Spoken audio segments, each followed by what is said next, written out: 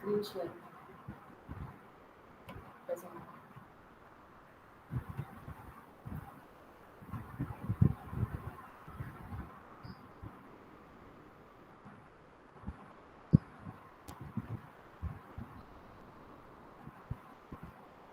Okay, students, today we will learn about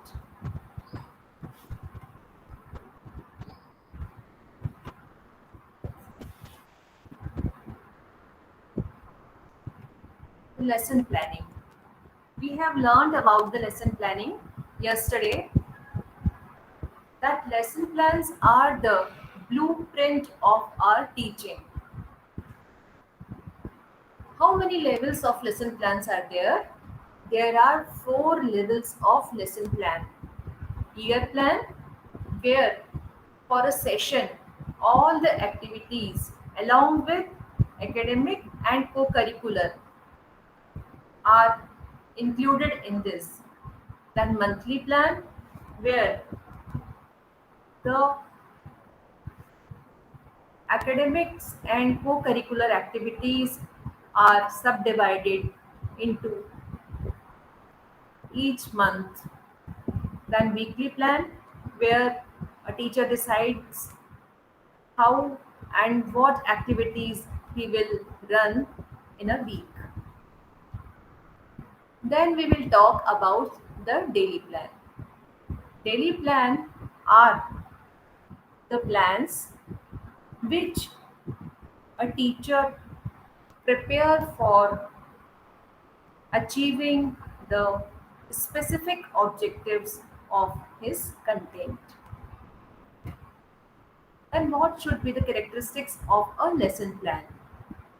Lesson plan should be objective based, especially when we plan daily plans.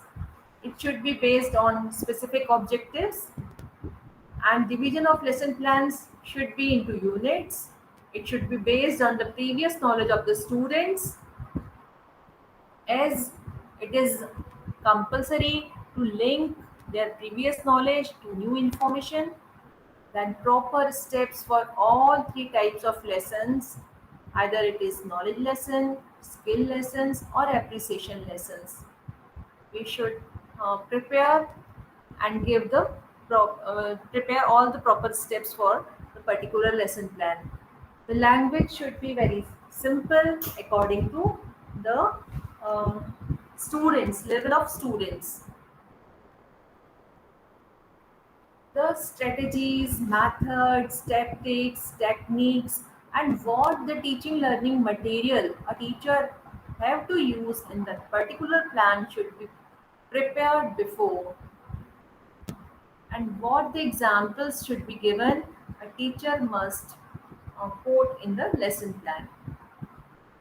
All activities which should be take which should take place in that particular duration already determined. What activities will be done on blackboard should be decided before and should be given space, proper space. uh, what should be the evaluation techniques, it should also be decided before to get the proper feedback from the students and also to give them proper feedback.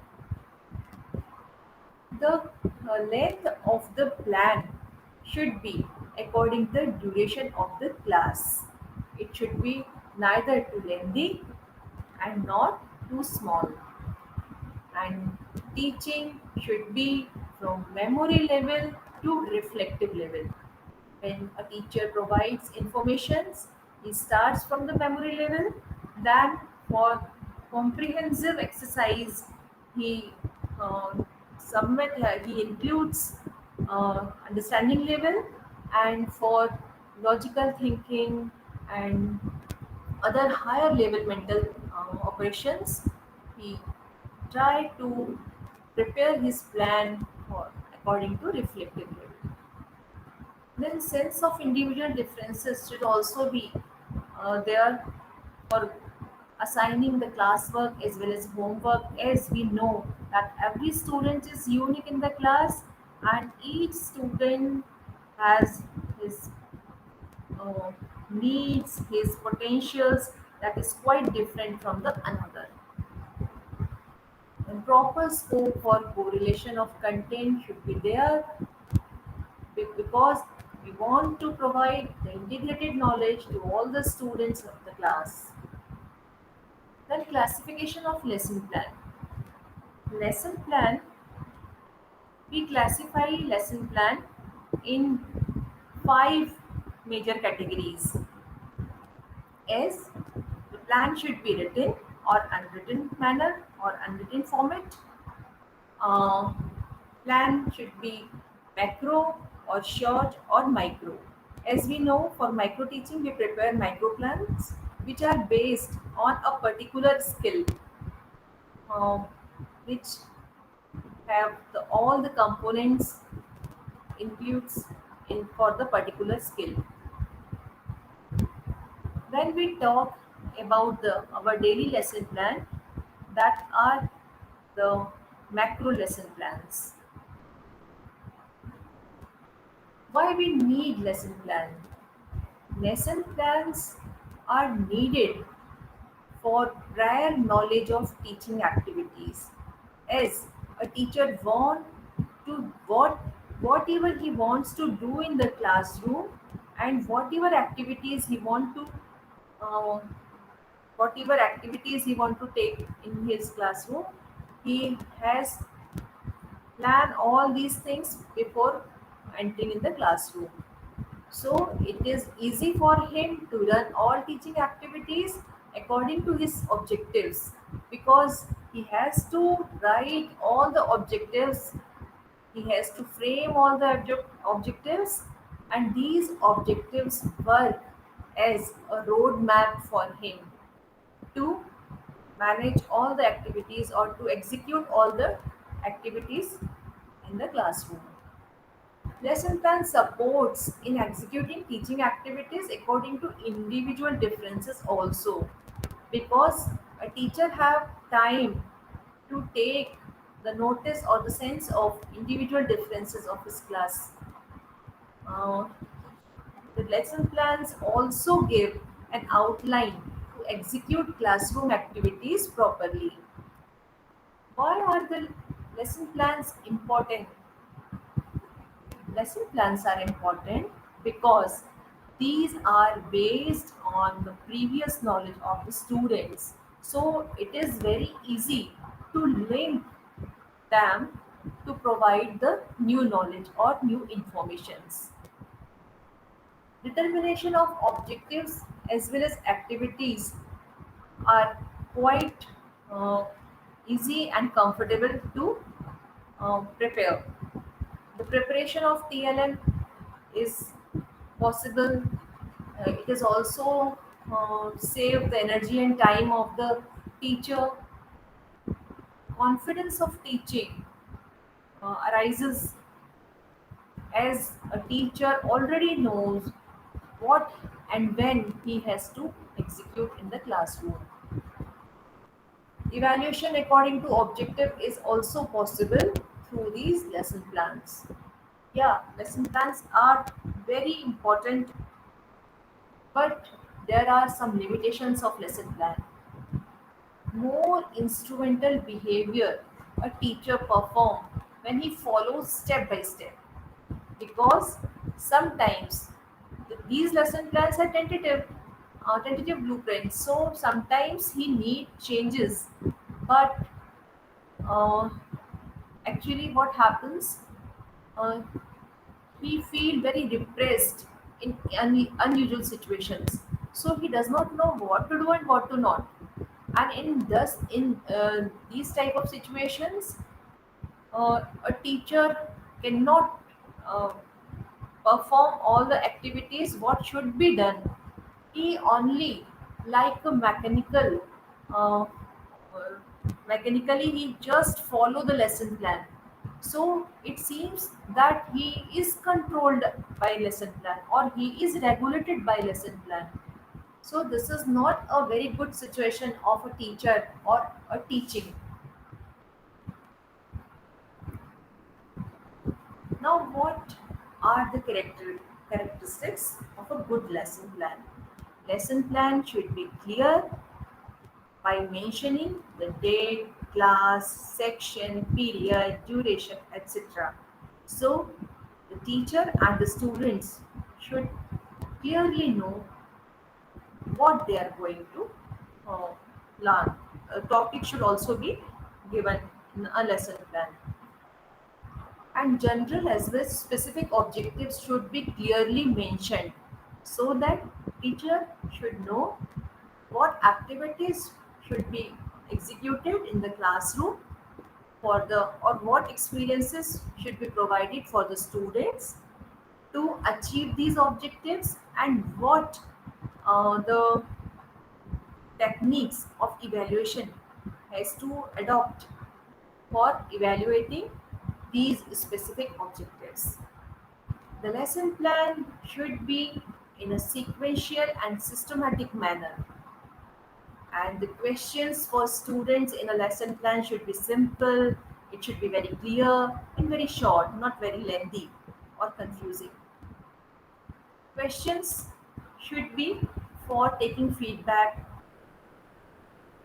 for student as well as for teacher. Classwork and homework should be given to students and also taking the sense of individual differences of the class. A good lesson plan always be very flexible as it is a tentative blueprint, not very rigid. It should not be very rigid. New knowledge should be given, linking with previous knowledge. In this manner, only students can learn because bridging is very important. Teaching principles and techniques and maxims should be followed, strictly followed, because it helps in learning. Teaching learning material should be according to the level of the class. Level means the IQ of the class, the achievement level of the class, the maturity level of the class, and it should also be used very, very carefully. Then different approaches of a lesson plan. There are too many approaches of lesson plan. First is Herbartian five-step approach. Another is Bloom's evaluation approach. The other is Morrison's unit approach. There is also a Kilpatrick's John Dewey and Kilpatrick's project approach. There is also an American approach of lesson planning. There is Regional College of Education Mysore RCEM approach. There is an CERT approach. So these all are the different approaches of lesson planning. And Herbartian five-step approach. Very first, we will learn about the Herbartian five steps approach. J.L. Herbert very first presented a general teaching plan based on content or the subject for classroom teaching. He said that there should be something very clear before entering the class. A teacher should know what he has to do in the classroom before he entered in the class. This is suppose that this is very important effort of Herbert to make teaching effective. At first, basically, he has given four steps, and that are clearness, association, system, and method. Explanation. We will now explain what does it mean. Clearness. He has told that content or subject related information which a teacher provide in the classroom to all the students should be very clear. So this is the first his step, that all the information related to the content or subject should be very clear, so that students should have no confusion regarding it. The second step he has given is association. He told that new information should be associated with students' previous information.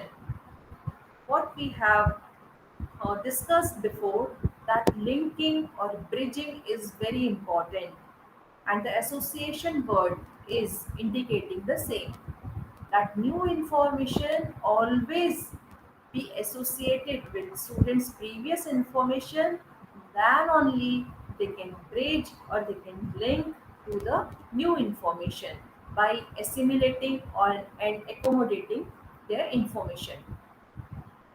Then third step is system. What is system?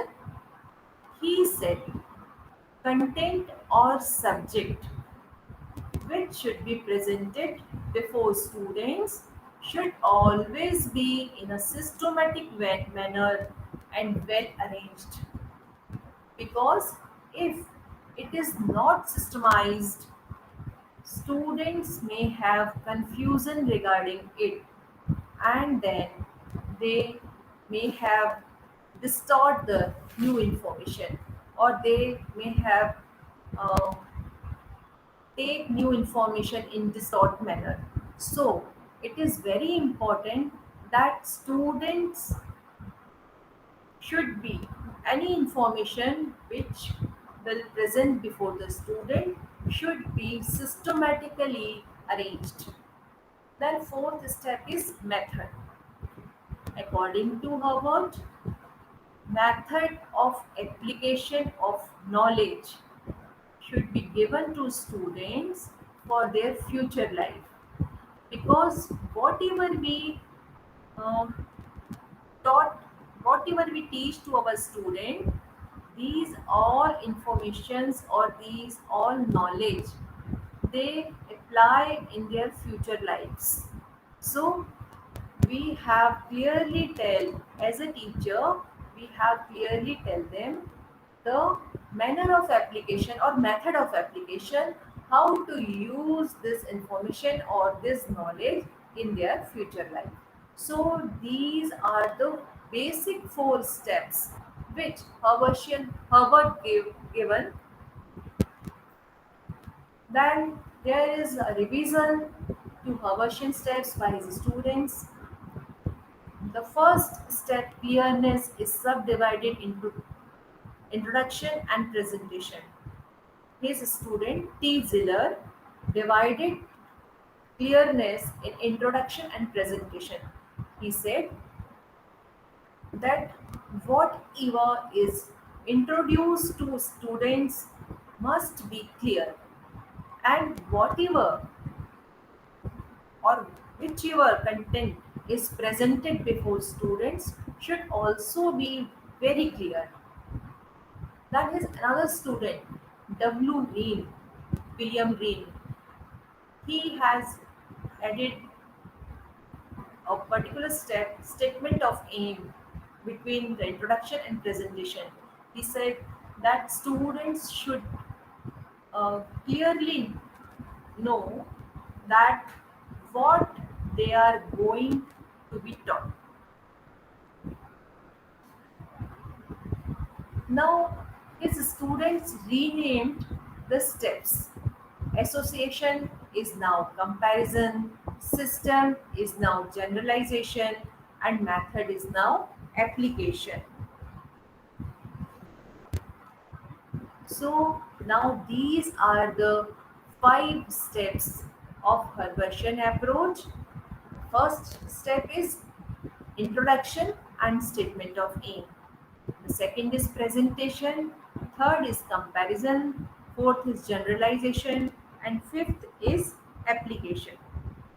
In presentation, the main objective is to present all the new content before the students very clearly, systematically, so that they can use it in their future life.